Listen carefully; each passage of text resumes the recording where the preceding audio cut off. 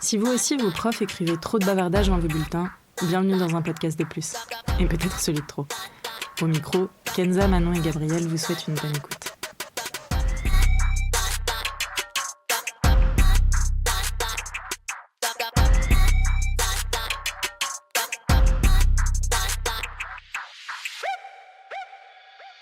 Bonjour à tous, bienvenue pour un nouvel épisode d'un podcast de plus. Aujourd'hui, on a une invitée de marque, à savoir ma petite sœur, Margot, je te laisse te présenter.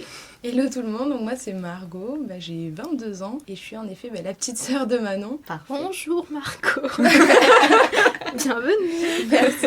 Bienvenue Margot. Et donc pourquoi on a demandé à Margot de venir sur cet épisode, et merci d'avoir accepté, Plaisir. c'est parce qu'on va parler des parcours d'études et notamment de l'entrée en fait dans le monde d'adulte par ce côté-là scolaire et le monde du travail, etc. en même temps. Voilà. Donc, est-ce que tu veux nous présenter tes études, ton parcours, Margot? Oui, moi j'ai commencé au collège comme tout le monde et ensuite j'ai décidé de partir en lycée professionnel. Et donc voilà, j'ai réalisé un CAP ainsi qu'un bac pro esthétique. J'ai continué toujours dans cette voie, on va dire professionnelle avec un BTS et également esthétique management. Et après je me suis orientée vers une filière RH dans laquelle toujours aujourd'hui. Voilà, vis-à-vis de mon parcours et je suis actuellement du coup en dernière année d'études en M2. Félicitations déjà. Bah ouais, non mais parce que c'est pas, en vrai c'est pas tout...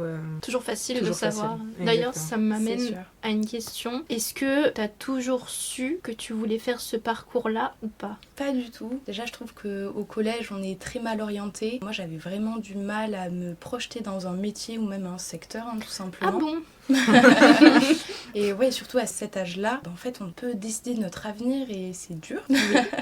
Et donc, moi, je me suis orientée vers une filiale pro, donc vers l'esthétique, simplement parce que c'était une passion, mais également d'un côté parce que je me sentais pas légitime à aller en général, Okay. en lycée général, ouais. Et c'est toi qui t'es renseignée de toi-même pour le bac pro? Ouais. Ok. Ouais, parce que j'étais pas du tout en fait accompagnée par mon collège. Ok. Et évidemment, C'est dès problématique. qu'on parle de filière professionnelle, c'est un peu mal vu, on va pas se mentir. Beaucoup de préjugés autour de ça. Et quand on est, on va dire, bonne élève, avec un bon niveau, en effet, ça crise un peu. Donc voilà. Et donc quand tu dis tu te sentais pas légitime de rester en filière technologie, c'est ça? Générale, ouais. Générale. La meuf qui écoute pas. Pardon, je rigole. Non, justement. Mais quand tu te dis que t'étais pas légitime, Ouais. pour toi ça veut dire quoi être légitime de rester en filière générale? En fait, c'est pas forcément le mot légitime, mais je me sous-estimais. Ok. En fait, il faut savoir, j'étais, je sais pas, peut-être dans le top 10 de la classe, donc bonne élève, Ouais. mais tous mes copains étaient des très bonnes élèves, Ouais. de très grosses têtes, et j'ai l'impression que le travail était facile pour eux, et moi je devais fournir un certain travail pour arriver déjà à Ok. ce niveau-là. Et donc je me disais, général, c'est peut-être pas fait pour moi, et je me sens pas capable en fait de prendre cette voie. J'avais peur de pas réussir, Ok. donc j'ai préféré suivre un autre chemin où je me disais que ce serait peut-être plus facile pour moi. Ok. Voilà. Ça a joué dans le fait que tu te sois projetée en esthétique, dans le sens où est-ce que t'avais une idée d'un autre domaine qui te plaisait mais qui demandait de passer par le général, ou juste tu l'as pas envisagé parce que t'avais de toute façon l'esthétique qui te plaisait? Alors pas du tout, c'est plutôt je me suis sous-estimée, je pensais que j'avais pas le niveau pour aller en général et donc je me suis renseignée sur des filières professionnelles. Après forcément avec ma passion avec l'esthétique, je me suis orientée vers un lycée pro dans ce domaine-là. Mais c'était d'abord le fait que je pensais que j'avais pas le niveau et que... Mais c'est fou de se dire, c'est parce que j'ai pas le niveau d'aller en général, je vais envisager les bacs pro. Alors que... Quoi? Bah non, c'est pas fou. Bah si. Justement, au contraire. Mais non, mais dans le sens, même si t'es bon pour aller dans le général, si tu veux faire un bac pro, fais le bac pro. Ah Oui, oui, oui, d'accord. oui, ok, bien sûr, oui, oui. pardon, oui, Bah oui, bien sûr. C'est bien pas sûr. parce que c'est pas Oui. une causalité, tu Bah, vois. que comme le proviseur qu'on avait l'année dernière qui était là, la STMG c'est pas une filière genre Oui. sous-catégorie, c'est Oui. pas une Faut sous-catégorie de être bon filière. aussi pour aller Ouais, en voilà, STMG. et du coup il fallait faire l'aide de motivation, etc. pour pouvoir potentiellement accéder à cette filière-là. Les places étaient limitées. D'ailleurs, un truc que je trouvais super parce Oui, que mais par c'est contre, pas une filière poubelle quoi. Mais par Et- contre, après, ils vont les mettre en généraux alors qu'ils n'ont pas le niveau non plus et Bah, qu'ils vont se ratamer plutôt que... Bref. Oui, mais d'un autre côté, parce que aussi maintenant, pour aller en pro, il faut faire un dossier. Et Oui. il faut faire un dossier où, bah, du coup, tu expliques tes Ouais, motivations. Donc, faut être motivé. Faut montrer aussi en termes d'attitude. C'est pas parce que t'es moins bon à l'école et que, bah, on sait pas trop, tu peux pas aller en général, donc on va te mettre en pro. Maintenant, il faut aussi Oui, montrer que mais t'as c'est très envie, etc. Oui, Ah oui. oui, oui. C'est compliqué compliqué pour des élèves qui ont par exemple une mauvaise attitude et du coup qui ne sont ni acceptés en STMG ni acceptés en redoublement. Non, en pro. Oui, pardon. Oui. Et dans ce cas-là, qu'est-ce qu'on fait qu'on fait avec eux s'ils veulent rester dans le système scolaire? Bon, on les amène en général. Voilà. C'est vrai. Mais je pense qu'aussi, il n'y a pas assez de suivi et d'accompagnement là-dessus, parce que je pense notamment à certains élèves qu'on avait qui auraient eu en effet leur place en une autre filière que générale, et il n'y a pas eu l'accompagnement nécessaire à la base pour qu'ils puissent avoir un bon dossier aujourd'hui et, Mais il y a et passer, quoi. il y a la vision des parents aussi derrière. Ouais. Qui refusent que son enfant aille en bac pro parce que non, non, alors que... C'est vrai que nous on a de la chance là-dessus parce que tu vois, moi je suis l'aînée du coup et j'ai fait un parcours entre guillemets classique de t'as des bonnes notes, tu vas en général. Et pour autant, ils ont encouragé Margot à fond dans son projet de bac pro alors qu'elle avait des notes qui faisaient qu'elle pouvait aller en général parce que justement on n'a pas des parents qui lient ton orientation à ton niveau scolaire, ça veut un peu rien dire. Et heureusement parce que vu comme effectivement on est mal renseigné sur tous les possibles au collège, heureusement que derrière on avait les parents qui étaient investis auprès de nous et qui nous aidaient à voir ce qui était possible parce que ça aurait pu être vraiment beaucoup plus compliqué, d'autant que le collège n'était pas du tout soutenant. Margot, je me rappelle, si tu veux raconter. Parce que du coup j'ai forcément exposé mon projet de partir en lycée pro à mes professeurs. 3-4 professeurs m'ont dit que c'était une mauvaise idée, que j'avais largement le niveau pour aller dans un lycée général. Je me rappelle, une de mes profs m'avait carrément dit Margot, tu vas te retrouver qu'avec des cassos, je cite ces paroles, avec tel et tel par exemple élève de ta classe. Voilà avec qui tu vas te retrouver. Donc il y avait quand même encore énormément de préjugés. Déjà c'était affreux de tenir de tels propos. Forcément pour moi c'était d'autant plus dur de garder mon idée et de vraiment partir vers ce parcours-là parce que j'étais pas soutenue par mes professeurs. Puis t'étais jeune en vrai, c'est compliqué. Mais c'est ça. T'as intérêt à vraiment savoir ce que tu veux faire parce que c'est c'est motivant quand il y a tes profs. C'est ça. Et j'ai quand même vu aussi un peu le regard des gens changer quand je disais que j'étais en lycée pro par exemple. Ah ouais. En mal ou en bien? En mal, parce qu'il y a toujours des préjugés. Après, c'est vrai que dans ma classe, en lycée pro, il y avait vraiment deux profils. Les gens comme moi qui aimaient un métier, une passion et qui étaient là pour apprendre jeunes ce métier, et d'autres en effet qui savaient pas forcément quoi faire de leur vie et qui se sont retrouvés là. Ouais, qu'on a envoyé finalement justement sous prétexte de... C'est ça. Ouais, c'est trop dommage. Mais je trouve que t'as bien fait de faire ce que tu voulais indépendamment de ce qu'on te demandait de faire, parce que moi avec le recul, je pense qu'il y a un monde où j'aurais choisi une filière professionnalisante plutôt que les longues études que j'ai pu faire, que j'ai remis en doute je ne sais pas combien de fois et où au final j'ai voulu me réorienter et je l'ai pas fait, parce que ça on peut en parler aussi de la réorientation dans les études. Je me le suis pas autorisée. Je me rappelle quand j'étais en 2e année de licence, j'ai commencé à avoir des doutes et je me suis dit peut-être que finalement je devrais plutôt faire une école d'audiovisuel ou quelque chose comme ça. Ce qui m'a freinée, c'est que je me sentais redevable vis-à-vis de mes parents qui payaient mes études. Enfin ça c'était la raison principale de pourquoi je voulais pas me réorienter, et je vais pas me plaindre parce que heureusement ils m'ont soutenue et c'est vraiment grâce à eux que j'ai pu faire des études. Mais moi je me mettais toute seule cette pression de mais du coup va falloir que je leur annonce que là les 2 années où ils m'ont payé un logement, en fait ils l'ont fait entre guillemets pour rien parce que je repars à zéro, et du coup je l'ai pas fait. Avec le recul je regrette un peu. Alors bon, ça m'a amené ailleurs donc c'est chouette aussi, et puis c'est très facile d'imaginer comment ça aurait été si ça avait été différemment. Déjà on serait pas là, c'est vrai. Mais tout ça pour dire que t'as bien fait d'écouter ton intuition et c'est hyper important, et moi je regrette un peu peut-être de pas l'avoir fait à une époque quoi.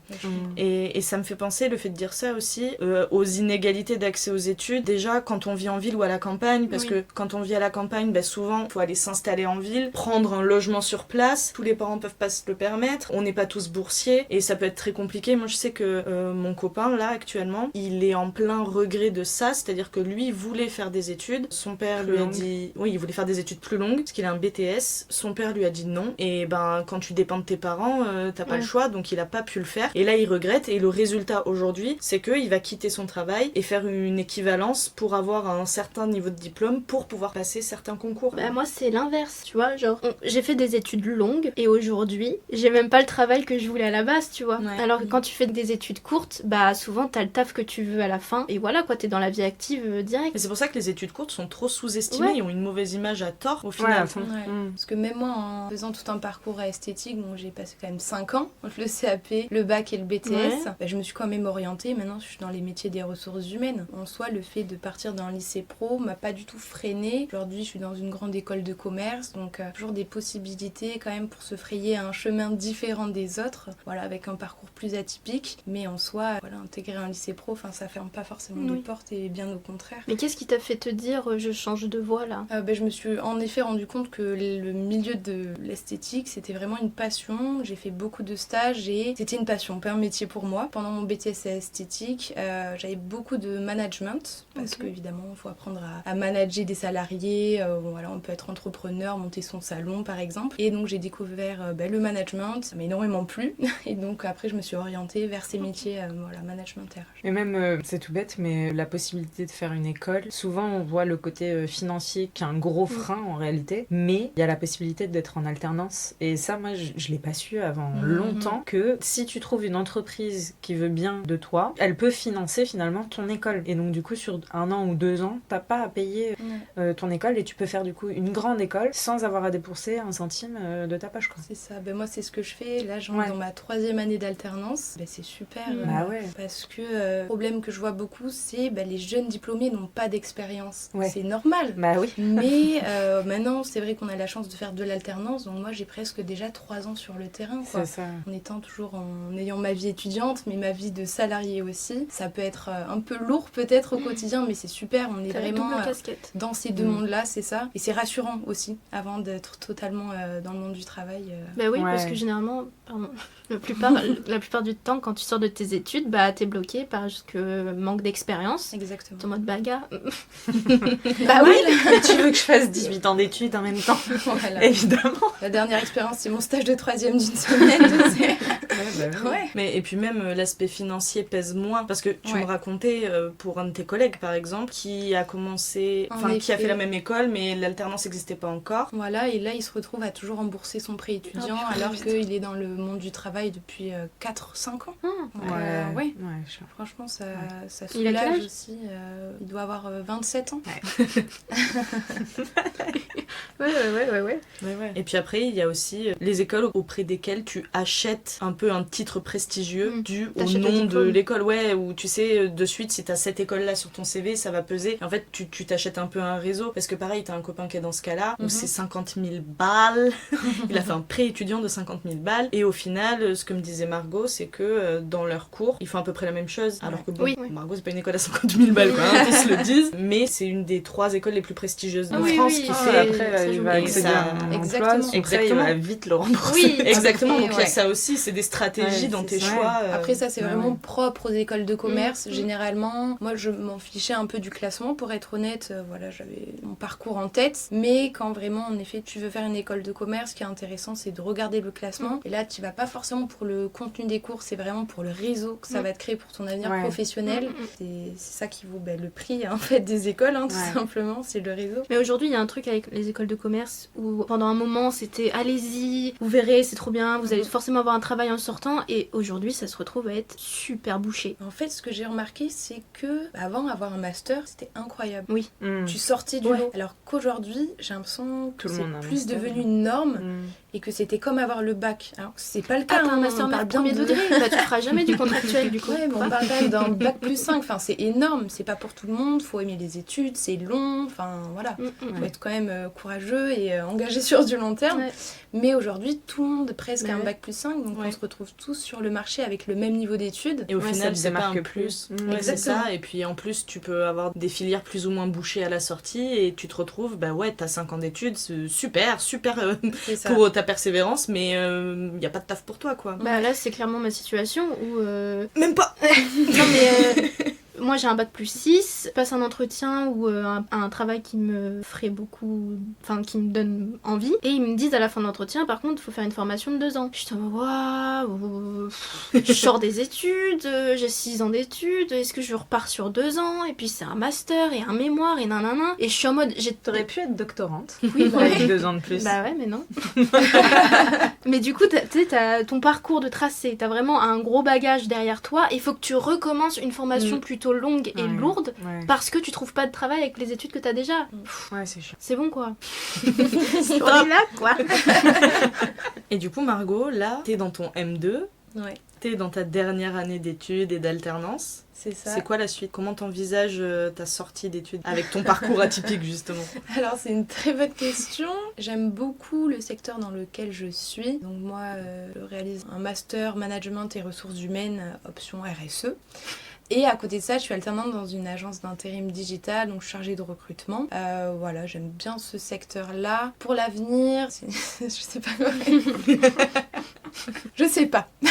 Je ne sais pas, déjà finir mes études et après j'aimerais peut-être prendre un peu de temps pour moi justement pour faire un peu un point sur mes compétences, ce que je veux pas, ce que j'ai acquis.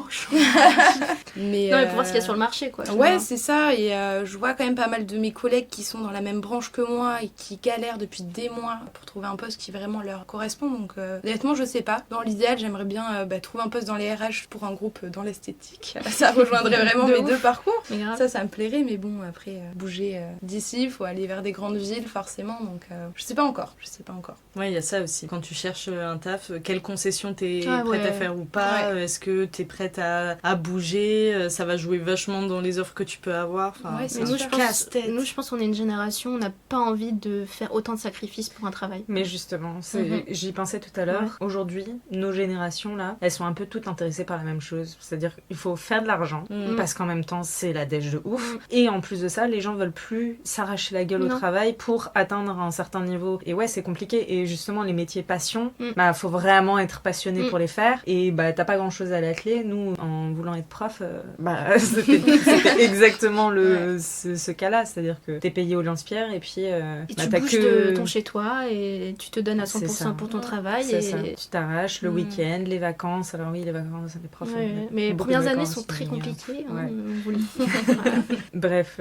Oui, c'est se donner corps et âme pour un taf et non, et en fait, t'as trop vu les dégâts des darons ou des grands-parents et tout. Justement, moi je le vois beaucoup du coup dans les RH. En effet, la génération plutôt de nos parents, c'était en effet trouver la sécurité de l'emploi, parce que dans le schéma classique, fonder une famille, acheter un bien immobilier, oui, il fallait la sécurité de l'emploi et il y avait vachement cet ordre hiérarchique dans les entreprises. Aujourd'hui, nos générations, c'est plus du tout le cas. Forcément, faut bien gagner sa croûte, donc le salaire. Mais il y a aussi toutes les questions de bien-être, de aussi balance pro-perso qui joue énormément. Et en fait, on remarque que tout ce qui va être avantages financiers font plus forcément partie des priorités. Ça fait plus la différence. En dehors du salaire, tout ce qui va nous, être avantage CSE. Nous, c'est ce qu'on se disait quand on a quitté le travail dans lequel on était. Il y avait tellement une bonne ambiance en termes de collègues et tout, qu'aujourd'hui, c'est un critère pour notre prochain travail où on veut qu'il y ait une bonne ambiance avant d'autres choses. Pas forcément se sentir bien au travail, en tout cas, le bien-être au travail. Mais oui, je pense qu'on est des générations. On met en avant notre santé, notamment dans le cadre du travail mental, et on va plus tuer à la tâche pour un taf. Il y a ce truc un peu de on travaille pour vivre et on vit pas pour travailler, et je trouve que c'est vraiment ce qui s'applique le mieux aux différences de génération. Je vois la génération des parents, tu restes dans la même boîte toute ta vie, tu montes les échelons petit à petit et tu fais carrière, et c'est quelque chose qui n'existe plus trop. Nous, c'est beaucoup quelques années dans une boîte, quelques années dans une autre. Moi, j'avais une question par rapport à ça à Margot, parce que j'ai l'impression que les enfants des années 90-2000 sont un peu dans ce truc de il faut que je soit rendre fière mes parents, ou enfin il y a un schéma de mes parents qu'il faut que je reproduise pour que ça soit validé par les parents et que je me sente soutenue dans mon projet, etc. Et à la fois voir les générations d'après nous qui osent et font des trucs.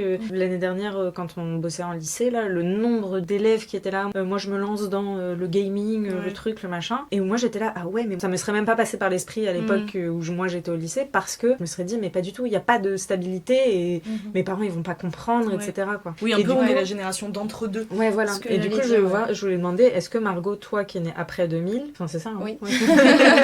Enfin, est-ce que, parce que du coup, comme toi, t'as réussi à, on va dire, vouloir aller en esthétique et tout machin, est-ce que toi, t'as eu cette pression de la part des parents? T'as ressenti, du moins, sans qu'ils te le disent, tu vois, mais... Non.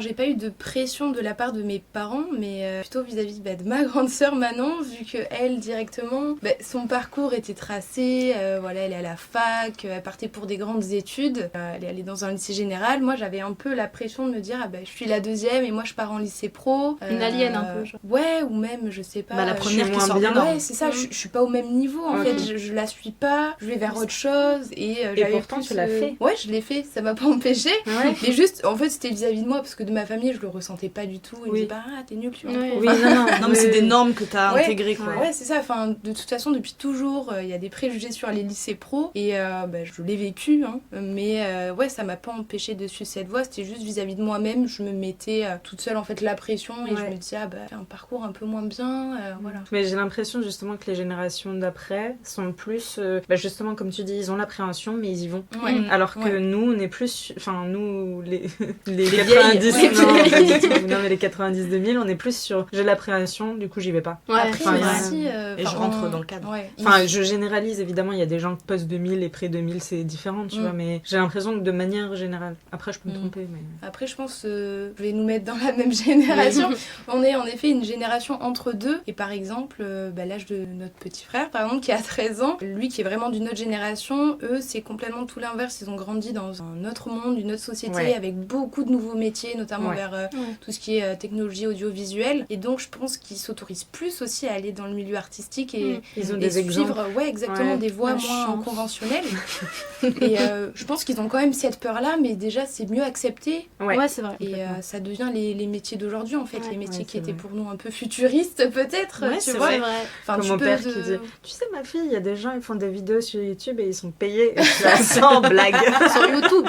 sur YouTube. Ouais. Mais nous, par exemple, YouTube, ça me semblait dingue, des gens Ouais, qui bah faisaient oui. des De vidéos ouf. comme ça, qui étaient rémunérés. Mais parce qu'on a connu les premiers Voilà. qui se lançaient et qui C'est ça. s'attendaient pas Aujourd'hui. à ce que ça devienne Voilà. un Bref, Ouais, et c'est pour ça. les nouvelles générations, non, c'est la norme, en Oui, fait. parce C'est que combien d'élèves complètement nous ont dit intégré. moi je veux être influenceur, moi je veux Oui. être influenceuse. Voilà. Oui. Je sais pas, faut quand même un petit peu d'originalité ou je sais pas quoi. Mais sort puis du c'est lot. du taf. Mais hein. oui. Ouais, c'est ça. c'est du taf de ouf. Je pense qu'aussi il y a ça. on On sous-estime. sous-estime de ouf les capacités organisationnelles Ouais, qu'il bien faut sûr. avoir. Ouais.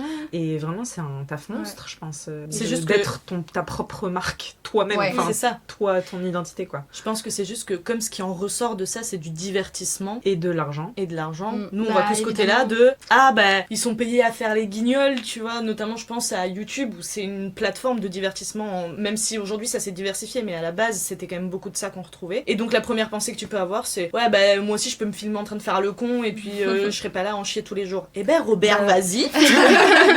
Oui. Ouais. Enfin, tu vois ce que je veux dire, c'est une vision qui est en même temps légitime parce que quand tu Elle a connais rien à existé, quelque mais chose elle a et que existé. tu le vois d'un œil Ouais. extérieur, ça te paraît toujours plus simple qu'une fois que t'es plongé C'est sûr. dans le domaine. Je pense qu'il y a un truc du coup un peu mystique aussi autour de ça là, pour les premières générations pour qui ça a marché. Mais parce que tu peux le faire de cette manière-là. Tu peux, en fait, être Robert, te filmer dans ta chambre et être là à faire des blagues, Oui. etc. et te foutre sur YouTube. Mais est-ce que ça va fonctionner et est-ce que tu vas pouvoir en tirer quelque chose en termes de rémunération et du coup en vivre? Ouais. Bah C'est non, long, quoi. Oui, mais clairement. je sais même pas j'aurais dû regarder les stats, mais c'est un pourcentage mais infime qui réussit Oui. à se démarquer au point Ouais, de c'est ça. pouvoir en vivre. Aujourd'hui, oui, Oui. c'est Et compliqué. le de... problème, c'est que ça met des étoiles dans les yeux Ouais, de c'est ça. beaucoup de Mais gens, quoi. Enfin, de alors beaucoup ça de met les jeunes. étoiles dans les yeux et en même temps je pense que cette espèce d'incompréhension notamment de génération de nos parents par exemple dans la réussite de ceux qui réussissent sur les réseaux vient du fait que à première vue c'est des outils qui sont accessibles à tous, qu'on Oui. utilise tous. C'est Orelsan Tu vois. qui disait si t'as envie de faire un clip, t'as juste besoin Oui, de quoi oui. filmer. Oui, C'est ça, c'est. C'est ça, pourquoi ça marche? Parce que il y a une DA, parce que c'est créatif, parce que c'est une personnalité, une originalité, une maîtrise aussi de la communication, des réseaux, etc. Complètement. Mais oui, c'est du taf, c'est sûr. Après, je pense aussi à Anna RVR, qui elle, pour le coup, au début, faisait vraiment ses petites vidéos YouTube, tranquille chez elle et tout, etc. Ouais. Ouais. Qui maintenant est en tournée, enfin, qui vit trop bien sa Incroyable. vie, qui fait vraiment quelque chose qu'elle aime, et t'es en mode, bah oui, Qui a lancé un podcast, Qui a lancé qui a tourné. Genre. quelle idée. Bah ouais, ça offre Non, mais c'est plein trop de- bien aussi ouais. de voir l'évolution de certaines Oui. personnes grâce à ces mécaniques-là, tu vois, genre, c'est trop bien. Ouais. Et puis, tant mieux pour eux, tu vois, enfin, genre... Mais d'un côté, ça pose Bien aussi sûr. beaucoup de problèmes, par exemple pour les influenceurs qui deviennent mannequins ou qui font des campagnes de pub pour tel ou tel parfum parce que c'est pas leur métier. Et donc, vu qu'ils ont cette visibilité-là, ça. Ouais. Oui, ça devient des outils pour les marques. Voilà, ils deviennent acteurs, ils deviennent. doubleurs, enfin ils font les doublages dans les exactement. dessins animés alors qu'il y a tellement de personnes derrière qui sont, enfin c'est vraiment leur métier de base et C'est ça. on te coupe l'herbe sous le pied parce que Ouais. ah bah non. Et c'est difficile en plus Ouais. d'être Ouais, comédien c'est pas donné à tout le doubleur, monde. c'est- Ouais. sûr. Ouais. Mais c'est juste que la personne est connue et donc du coup ça va attirer. Oui, c'est un mais- argument marketing. Bah, ouais. Bah, comme on disait tout à l'heure, ils deviennent le produit qu'ils Oui. vendent, quoi. C'est ça. Particulier. Ouais. En termes de mentalité, même à vivre, je Ouais. pense que Ouais. ça doit être très particulier. Ouais. D'être un produit. Ouais. Même tu peux jamais contrôler à 100% ton image aussi. Ouais. On voit beaucoup de vidéos qui sont reprises avec juste un petit extrait, les propos déformés. Enfin, c'est très dur aussi. je Avec pense, les IA et- maintenant, Ouais, en plus, c'est avoir on cette peut te faire pression faire de- n'importe quoi. Ouais. C'est pas du tout Voilà, le sujet. ouais. On a un peu dérivé sur ce sujet. Mais, Mais c'est pas grave. Après, si je gagne 10K par mois, pourquoi pas, hein. Bah, je sais pas. Je sais pas, non, moi j'en sais Je rien. sais pas si tout ce... Oui, bien sûr. C'est la sûr. chômeuse qui parle, là, c'est tout. Si vous êtes un sugar daddy, contactez Gabriel. Le pire, c'est que je me suis déjà fait contacter par un sugar daddy. Mais toi aussi, t'avais reçu un Mais message tous comme ça. des Américains, oui, là, ouais. 50 ans. Mais oui, même Hi sur, baby. même sur Twitter, on m'avait demandé déjà de vendre tous mes pieds. Et j'ai dit no. J'aurais Comment dû ça, dire c'est pas ton yes. parcours professionnel? Bah aujourd'hui, tu sais, tu te remets beaucoup en question. Oui, hein, oui, là-dessus. oui. Margot, toi qui es dans les RH, est-ce que tu n'aurais pas des tips pour un bon CV ou une bonne lettre de motivation pour les gens qui nous écoutent et qui cherchent du taf? Alors, très bonne question. Alors, les lettres de motivation, je vais pas trop en parler parce qu'aujourd'hui, plus personne les lit, pour être C'est honnête, vrai en tant que RH, sauf si c'est vraiment demandé obligatoirement par l'entreprise. Et il faut arrêter tous les modèles existants sur Internet, les modèles de lettres de motivation. Ah. On le voit. Ah, On modèle le de lettre voit. de motivation. Lettre de motivation. oui, Ah. pas CV, ok. Là, c'est 3 chômeuses autour du micro qui sont rassurées, hein, parce que... Non, moi j'ai pris 0 modèle pour les lettres de motif. Oui, Par moi contre, aussi. CV. Très bien. Ouais, Mais par contre, moi, le CV, ouais. en tant qu'étudiante, quand je vais chercher des stages, je prenais des sujets de lettre de motivation déjà faits, je modifie évidemment, mais ça se voit et en fait la lettre de motivation elle va juste être là pour appuyer votre CV et montrer à quel point vous vous démarquez en fait vis-à-vis des autres et vous Ouais. êtes vraiment une personne intéressante et pas juste un CV. Ok, voilà. c'est pour ça peut-être aussi que les lettres de motivation sur ChatGPT, c'est pas recommandé non plus parce que ChatGPT Bah, il vous donnait connaît tout pas, à tout le monde. simplement. Comment Ouais. on fait des lettres de motivation Oui. sur Mais ChatGPT? bien sûr. Ah, ouais. À d'autres. Pas à nous. Non, mais Mais oui, du mais coup, après, il faut l'utiliser intelligemment. Exactement. Pas, Oui, que oui, ce soit non, mais full bien que sûr. ça et Mais que ça c'est soit ça, direct. Oui, mais c'est nos sûr que te élèves l'année démarquer... dernière, Oui. Bah oui, mais Moi, c'est j'ai nous fait qui ma leur lettre de- disions justement, ben non, utilise-le intelligemment, prends quelques trucs, si t'as besoin de reformuler, oui, mais pas de A à Z ta lettre de motif. Quoi. Oui, mais Mhm. tu vois, eux, ils peuvent écrire, voilà, j'ai fait ça, Oui. ça. Reformule-le-moi en lettre de motif, sauf qu'en fait, ça se voit quand Ah même. oui, non, parce que non, bah tout oui, est oui. fait. Oui. Et surtout, ChatGPT, ça vous empêche de réfléchir. Et Ouais. après, vous savez vraiment Ouais. plus faire. Ouais. C'est vrai. C'est chiant à faire, oui, mais en vrai, vaut mieux le faire par soi-même, quoi. Ouais, je suis d'accord. Et pour les CV, du coup, t'as des tips? Pour les CV, bah déjà, si vous êtes dans plusieurs domaines, branches, secteurs, enfin peu importe, c'est bien d'avoir en fait 2 CV distincts parce que ce qui va intéresser, je sais pas, un recruteur par exemple pour un poste de manager, bah, ça va être vos expériences dans ce secteur-là. Si vous avez été caissier, je sais pas, 2 semaines pendant que vous étiez étudiant, c'est pas forcément intéressant. Donc voilà, vraiment favoriser, prioriser vos expériences professionnelles vis-à-vis du poste en fait qui vous intéresse. Et après, on sous-estime beaucoup les passions, hobbies. Oui, c'est ce que j'allais demander. Les langues, les loisirs, mais en fait moi c'est une des choses premières que je regarde sur un CV parce que ça en dit beaucoup plus sur la personne. Évidemment on regarde les expériences pro, mais là on découvre vraiment qui vous êtes tout simplement, ça en dit beaucoup sur vous, sur votre comportement, sur votre savoir-être, sur votre engagement, L'engagement, ouais. exactement. Donc vraiment ouais, bien mettre en avant aussi ses passions et cet aspect un peu plus personnel peut-être. Ok. Ouais, c'est des bons conseils. Merci Marco. Avec plaisir. C'est Margot. Et donc après la lettre de motivation et le CV, est-ce que pour finir t'aurais des tips sur les entretiens, sur je sais pas moi l'attitude, la manière de parler, etc.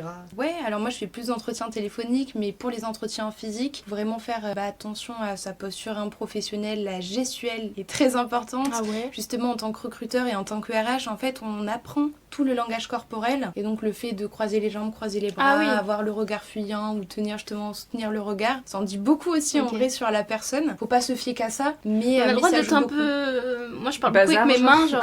Parce Non, que si t'es trop. c'est bien de parler avec ses mains, mais faut juste pas aller un peu partout Et et hyper tactile avec les devenir recruteurs.